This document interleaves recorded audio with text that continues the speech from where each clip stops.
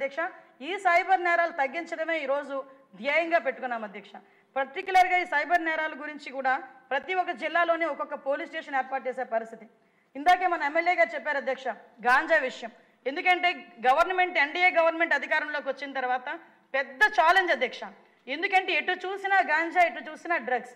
ఇంతకుముందు పరిస్థితి ఎలా ఉండేదంటే జగన్మోహన్ రెడ్డి సీఎంగా ఉండేటప్పుడు పరిస్థితి ఎలా ఉండేదంటే ఎక్కడైనా గంజాయి దొరికిందంటే దాని హారిజన్ ఎక్కడ ఉంది అంటే ఆంధ్రప్రదేశ్, ఎక్కడైనా డ్రగ్స్ దొరికాయి అంటే దాని మూలాలు ఎక్కడున్నాయి అంటే ఆంధ్రప్రదేశ్.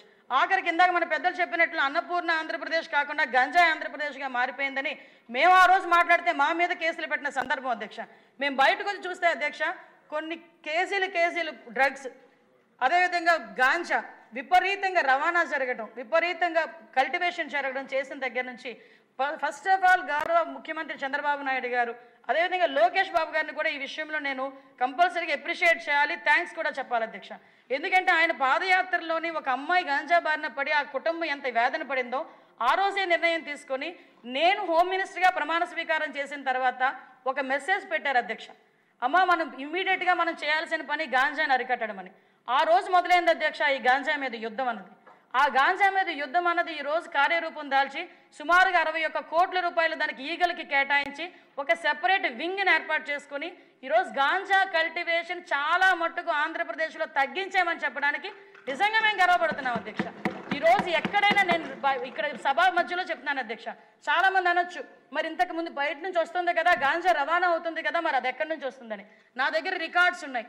అంటే ఒక రాష్ట్రం గురించి ఎలిగేట్ చేసేటప్పుడు మేము కొన్ని సిస్టమ్స్ పాటించాలి కాబట్టి కొన్ని సందర్భాల్లో మాట్లాడలేకపోతున్నాం అధ్యక్ష. కానీ రికార్డ్స్ పరంగా చూసుకుంటే అధ్యక్ష ఇప్పుడు వరకు గాంజా రవాణా ఏదైతే జరిగిందో ఆ రవాణా అన్నది మ్యాక్సిమం ఒరిస్సా నుంచి మనకి ఇక్కడికి వచ్చిందే తప్పించి మన రాష్ట్రంలో ఉండి గాంజా అక్కడి నుంచి మన బయటకు వచ్చిన పరిస్థితి అయితే ఇప్పటివరకు కనిపించలేదు అధ్యక్ష.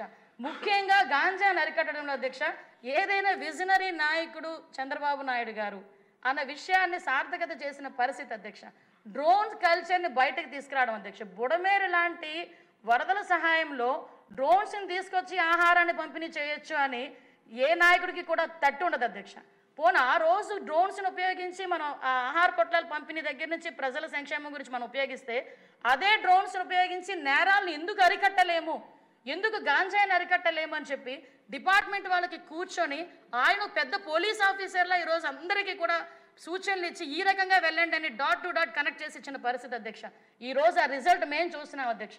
ఎక్కడైనా గాంజా సాగు ఉన్నది అనుకుంటే అక్కడికి డ్రోన్స్ ద్వారా పంపిస్తే డ్రోన్ వస్తే వెనకాతలి పోలీసు వస్తారని భయపడి వాళ్ళు సాగు చేసుకున్న వాళ్ళే ఆ గంజాయిని వాళ్ళే ధ్వంసం చేసుకునే పరిస్థితులు ఈరోజు క్రియేట్ చేశారంటే అది ఈరోజు ఆధునికీకరణ ఉపయోగించుకొని టెక్నాలజీ ఉపయోగించుకొని గాంజాని అరికట్టడంలో ఉండే పరిస్థితి అధ్యక్ష.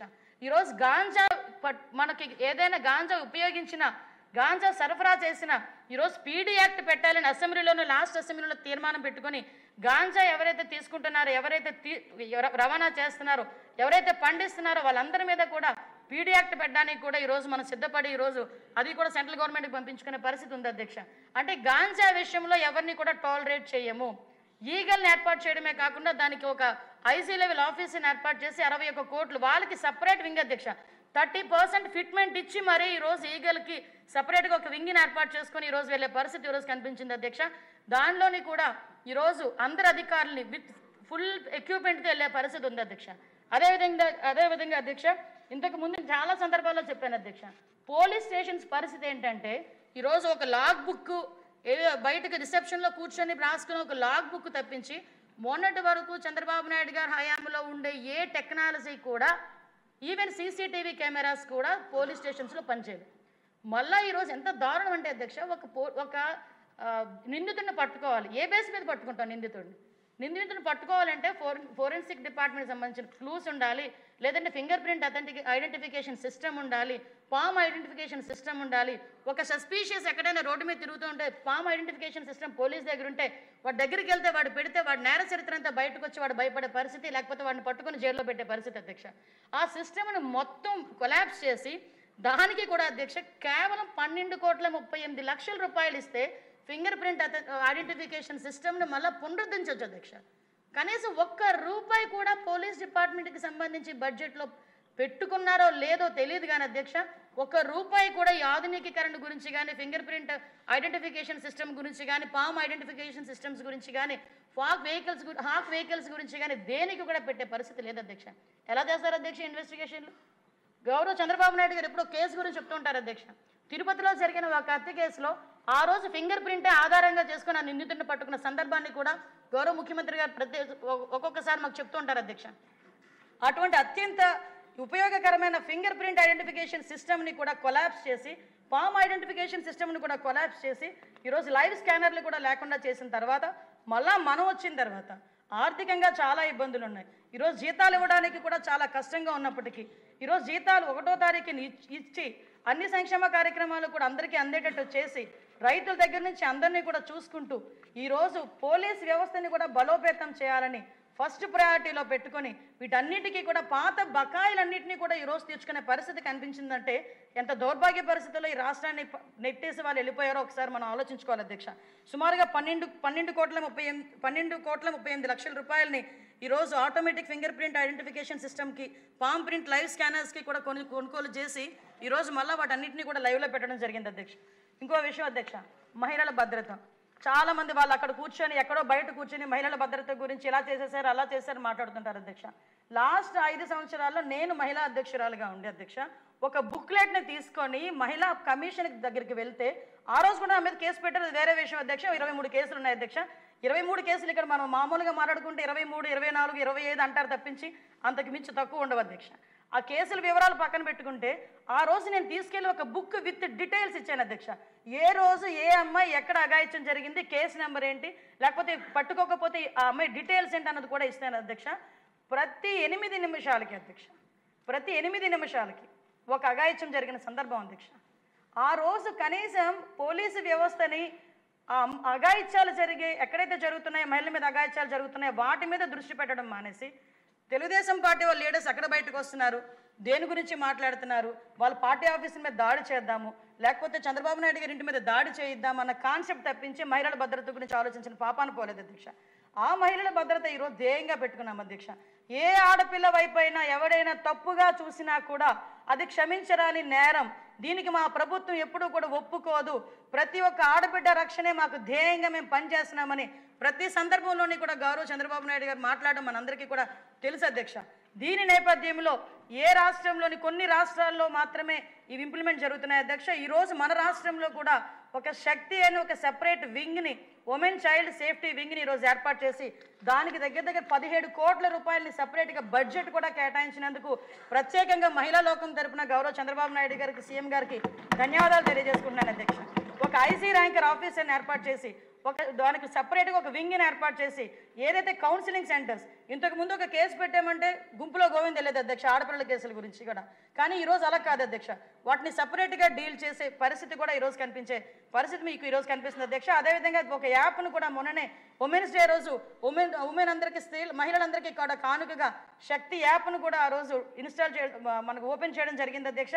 ఆ శక్తి యాప్ ద్వారా కూడా మహిళల రక్షణ ధ్యేయంగా పెట్టుకొని ఈరోజు శక్తి యాప్ను కూడా మేము పెట్టాము. ప్రతి దగ్గర కూడా శక్తి యాప్ గురించి ప్రతి కాలేజీల్లోని కూడా ఈరోజు మోటివేషన్ క్లాసెస్ కూడా అవుతున్నాయి అధ్యక్ష.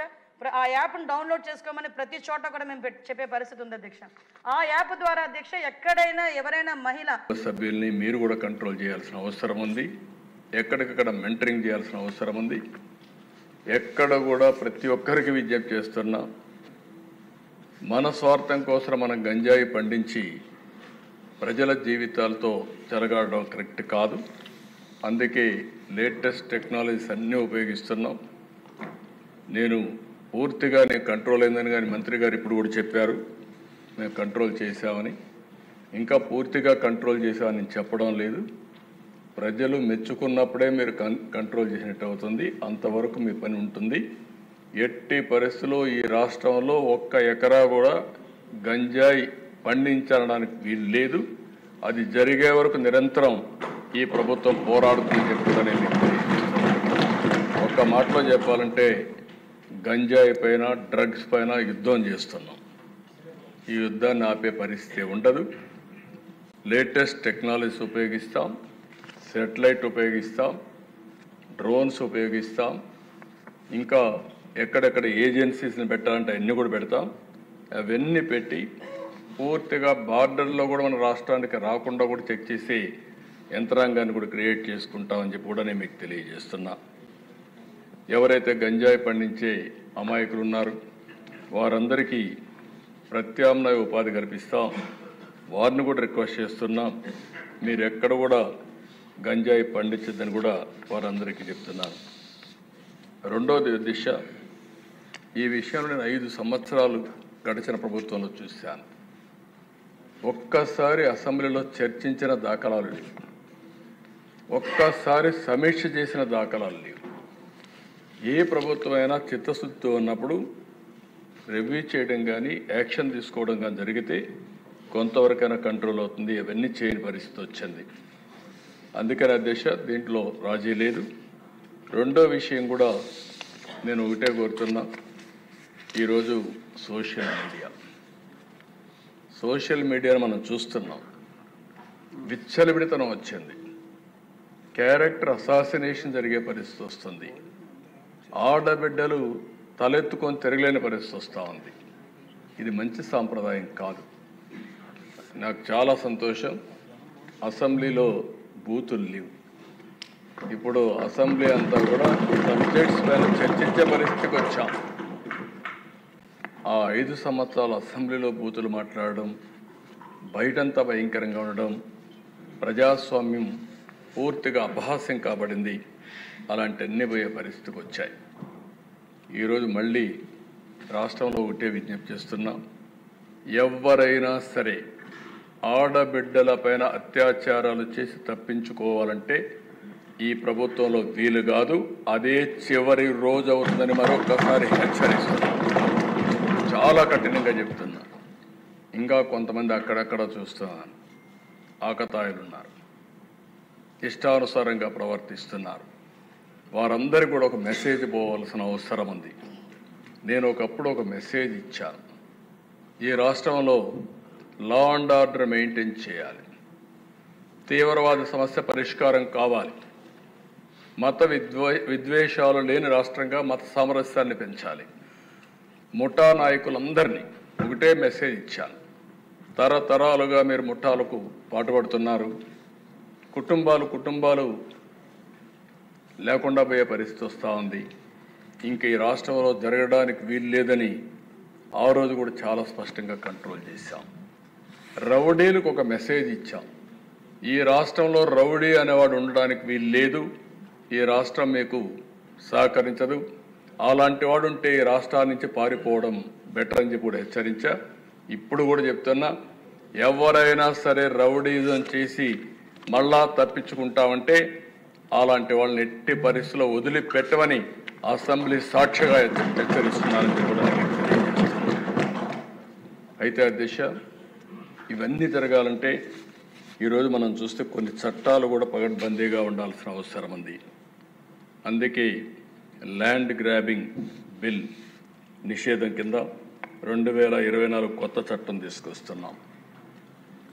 మాకు ఏ కంప్లైంట్ వచ్చినా ఇప్పటికి కూడా ఇక్కడ అన్ని సమస్యల పరిష్కారం చేయగలుగుతున్నాం. కానీ వీళ్ళు చేసినటువంటి ఈ భూ వివాదాలు, ల్యాండ్ రిలేటెడ్ కాన్ఫ్లిక్ట్స్ అయితే భయంకరంగా తయారైనాయి. 22A ఉపయోగించారు, రికార్డ్స్ తారుమారు చేశారు, ప్రభుత్వ భూములు కొట్టేశారు, ఫారెస్ట్ భూములు కొట్టారు. ఇవి మామూలుగా ఫారెస్ట్ భూములకి దగ్గరికి ఎవరు పోరు, అలాంటివి కూడా జరిగే పరిస్థితి వచ్చింది. అందుకే ఈ ప్రత్యేక చట్టం కూడా గుజరాత్లో చాలా బాగా పనిచేసింది. ఎవరైనా సరే ల్యాండ్ గ్రాబింగ్ చేస్తే, భూ కబ్జాలకు పాటుపడితే ప్రభుత్వం కేసు పెట్టిన తర్వాత దాన్ని ప్రూవ్ చేసుకునే బాధ్యత కూడా వాళ్ళపైనే ఉంటుంది. దాంట్లో మళ్ళీ ఏమాత్రం కూడా ఉపేక్ష లేదు. అలాంటి పగడ్బందీ చట్టాన్ని కూడా తీసుకొస్తున్నాం. ఈ చట్టం ద్వారా ఎక్కడైనా ఎవరైనా సరే భూ కబ్జా చేయాలంటే భయపడే పరిస్థితి రావాల్సిన ఉంది. అలాంటి చట్టాన్ని కూడా తీసుకొస్తామని చెప్పి కూడా నేను మీకు తెలియజేస్తున్నాను. అదే మరిగా దిశ, ఈరోజు టెక్నాలజీ డ్రోన్స్ ఉపయోగిస్తున్నాం. ఇంకా మా వాళ్ళందరూ మాస్టరైజ్ చేస్తున్నారు. అవసరమైతే డ్రోన్స్ ద్వారా నైట్ పెట్రోలింగ్ కూడా చేయడానికి, పోలీస్ పెట్రోలింగ్ బదులు డ్రోన్ పెట్రోలింగ్ చేయడానికి కూడా శ్రీకారం చుడుతున్నాం. సీసీటీవీ కెమెరాలు పెడుతున్నాం. లేటెస్ట్ టెక్నాలజీ పెడుతున్నాం. ఒక్కొక్కసారి అధ్యక్ష చాలామంది కేసుల్లో తప్పించుకుంటున్నారంటే నేరాలు చేయడం, సాక్ష్యాలను తారుమారు చేయడం, తద్వారా పనిష్మెంట్ లేకుండా తప్పించుకునే పరిస్థితికి వస్తున్నారు. కానీ ఇటీవల డిపార్ట్మెంట్ మీరు చూస్తే చాలా గట్టిగా పనిచేసి 2-3 నెలల్లోనే శిక్షలు పడే కన్విక్షన్ వచ్చే పరిస్థితి తీసుకొచ్చారు. దానికి డిపార్ట్మెంట్ మనస్ఫూర్తిగా అభినందిస్తున్నా. ఇది వండర్ఫుల్ వర్క్. దీన్ని ఇంకా పకడ్బందీగా మనం చేయాల్సిన అవసరం ఉంది. ఇది కూడా చేస్తామని చెప్పి నేను మీకు తెలియ